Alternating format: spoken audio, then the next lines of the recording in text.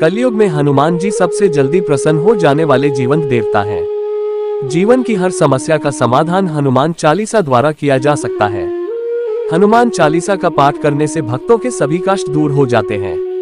हनुमान जी की उपासना से सुख, शांति, आरोग्य एवं लाभ की प्राप्ति होती है। नकारात्मक शक्तियां भी हनुमान जी के भक्तों को परेशान नहीं करती। विस्तार: संकट के समय वैदिक ब्राह्मणों द्वारा हमें हनुमान चालीसा करने की सलाह दी जाती है।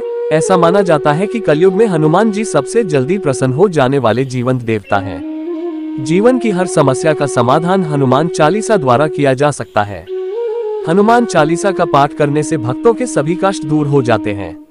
गोस्वामी तुलसीदास द्वारा रचित हनुमान चालीसा वीर हनुमान को प्रसन्न करने के लिए सबसे सरल और शक्तिशाली स्तुति है। उन्होंने हनुमान जी की स्तुति में कई रचनाएं रची, जिनमें हनुमान बाहुक, हनुमानाष्टक और हनुमान चालीसा प्रमुख है।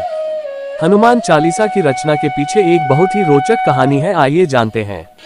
ऐसे हुई हनुमान चालीसा की रचना।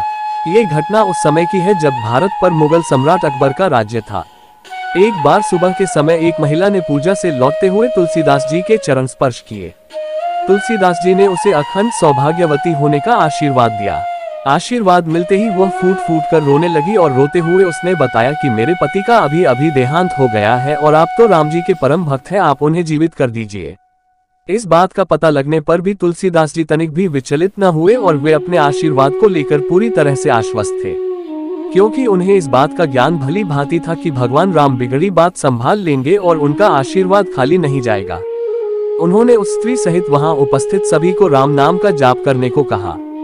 सभी ने ऐसा ही किया और वह मरा हुआ व्यक्ति राम नाम जप के प्रभाव से जीवित हो उठा।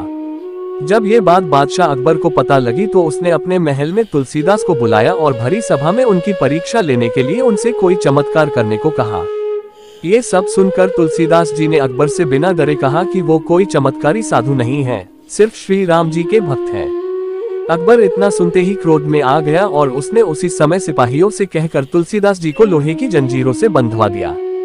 तुलसीदास जी ने तनिक भी प्रतिक्रिया नहीं दी और राम का नाम जपते हुए कारागार में चले गए। उन्होंने कारागार में भी अपनी आस्था बनाए रखी और वहां रहकर ही हनुमान चालीसा की रचना की और 40 दिन तक उसका निरंतर पाठ किया। 40वें दिन एक चमत्कार हुआ। हजारों बंदरों ने एक साथ अकबर के महल पर हमला बोल दिया। अचानक हुए इस हमले से सब अचंभित हो गए। अकबर एक समझदार बादशाह था, इसलिए उसे कारण समझते देर न लगी और अब उसे भक्ति की महिमा समझ में आ गई। उसने उसी क्षण तुलसीदास जी से क्षमा मांगकर कारागार से मुक्त किया और आदर सहित उन्हें विदा किया। इतना ही नहीं, अकबर ने उस दिन के बाद तुलसीदास जी से जीवन भर मित्रता निभाई। मान्यता है कि हनुमान जी ने तुलसीदास जी को आशीर्वाद दिया कि जो भक्त कलयुग में श्रद्धा भक्ति से इस पाठ को करेंगे उनके सारे कष्ट दूर हो जाएंगे।